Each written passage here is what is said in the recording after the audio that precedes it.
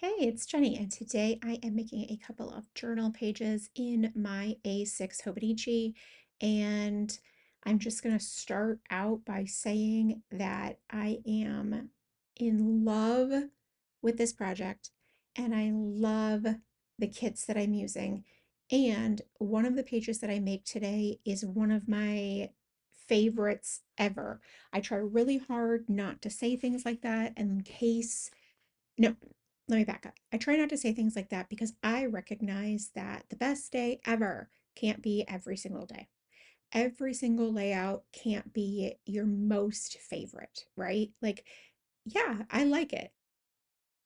So I try to be very judicious when I say things like, oh my gosh, I'm obsessed. Oh my gosh, I absolutely love this. If I say it emphatically, I have really considered how I feel about that. And I'm not just saying it because it's important to me that I use language that matches how I really feel about it. And actually, like, if it's my favorite, I really want it to be my favorite. Okay, so anyway, this layout that I'm making right now, I am using this kit and it's so stinking cute. And it all just turned out so magnificently to me. You may not like it, and that's okay. I love it. I love the bits, I love the pieces, I love the layering, I love the colors. And what I really love is I love it when that happens. I love it when I make something, you make something, whoever makes something, and we love it. That's how it should be. I strive to like most things that I make. I recognize that occasionally, meh, not my favorite. I share all of this with you because I think that's a normal part of the process is liking things, not liking things, sometimes not having any good reason for it. It's a feeling, right? And because I have been doing this for so long, I'm not saying that to be like an elder statesman.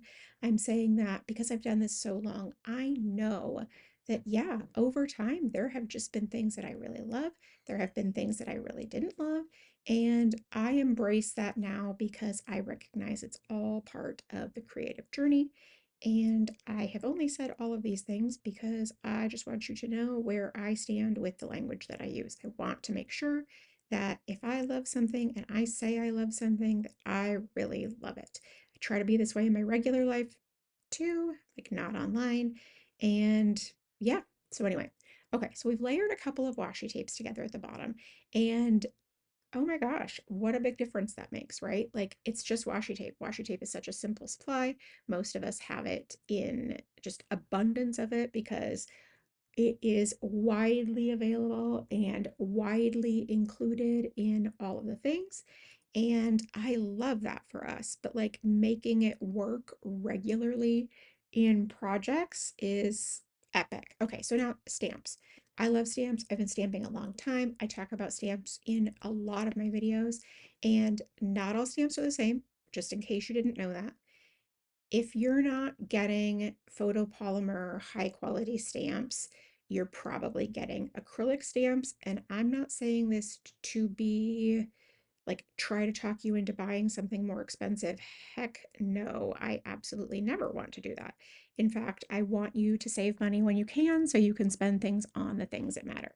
But my point is that if you're buying acrylic stamps or cheap stamps, and if you use good stamps, you will know a crappy stamp pretty much right away. Anyway, they just won't work very well, and you won't like stamping, and you won't be successful at it. And so I'm not telling you to buy expensive stamps because I want to push stamps on you.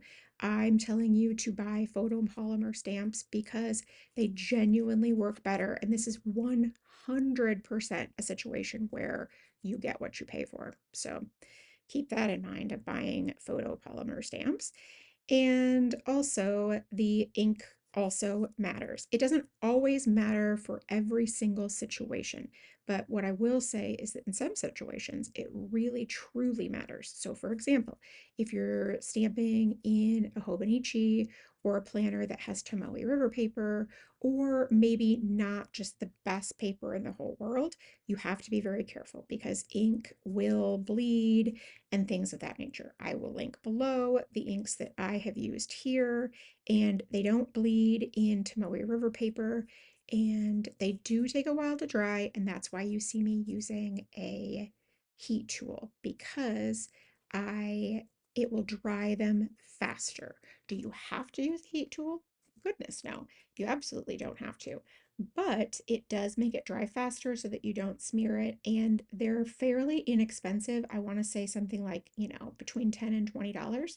So I figure it's probably, to me, worth the cost of the heat tool. Again, everybody's budgets are different, expectations are different, but if you like to stamp and you use Tomoe River paper, you probably want to have a heat tool, and you probably want to use the inks that I am recommending below, unless you don't care about bleeding, which is fine if you don't. I sometimes don't care about it either. And yeah, it's definitely a process of learning, but not all stamps and not all inks are created the same. That's all I'm going to say further. I have lots of videos in years past talking about the different types of stamps, the different types of inks, and how to clean them and all kinds of things. You'll have to scroll back a little bit if you're actually interested and you want to know, but I literally spell it all out for you, and it won't matter that they're a couple of years old. None of that information has really changed at all. So yeah, it's a good education if you're interested in stamping. But one of the great things about stamping is that once you buy the stamps, you never have to buy them again. It's not like stickers, they're not consumable. So, like if you love a specific thing, buy it and you can stamp it from here to eternity.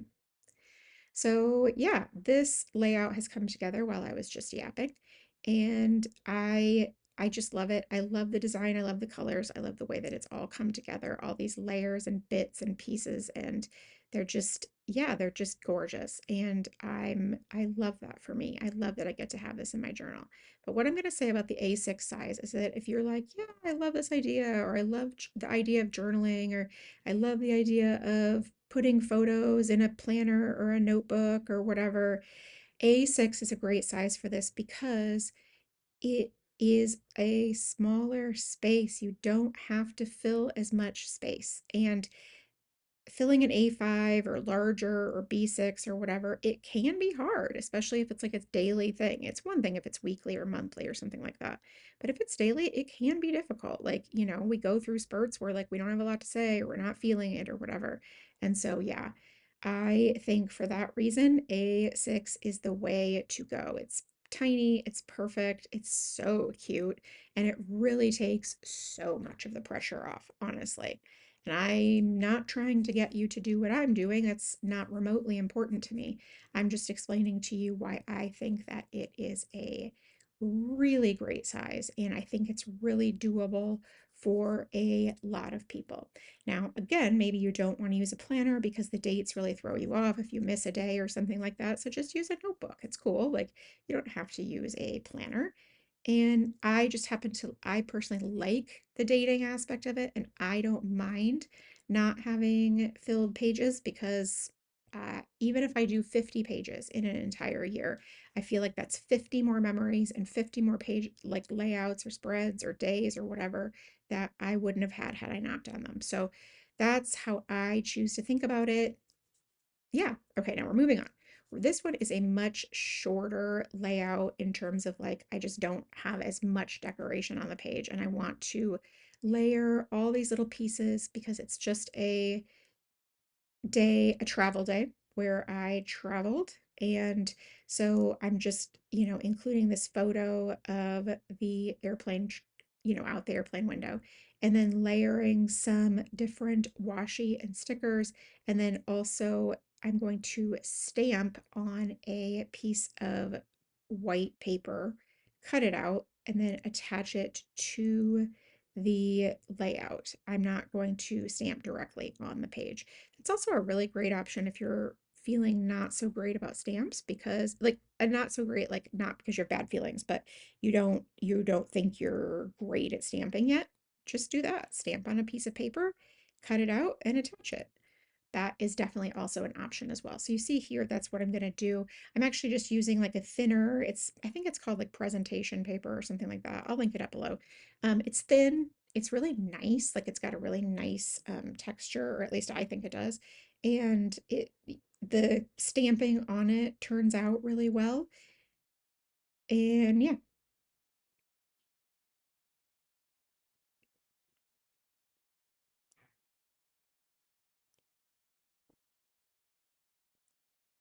so I'm just trimming those edges, getting to the edge of the stamp so that it looks nice, and then I'm going to adhere it. Obviously, as you can see, I'm putting it on this washi tape, and I could have absolutely, or washi tape sticker.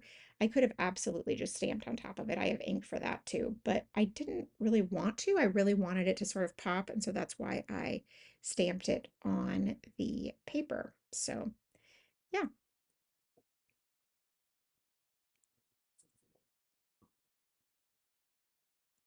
Now, I told you about why I love an A6 because one great reason is because it's just really doable, right? The size is really manageable.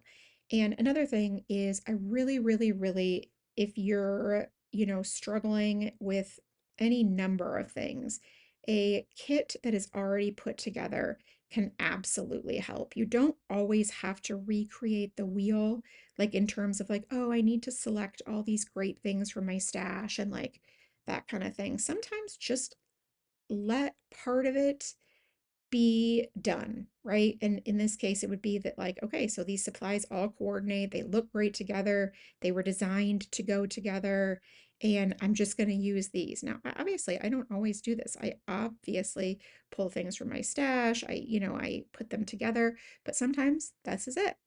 All right, this is it for me. Thank you so much for stopping by and watching. I really do appreciate it, and have a great day.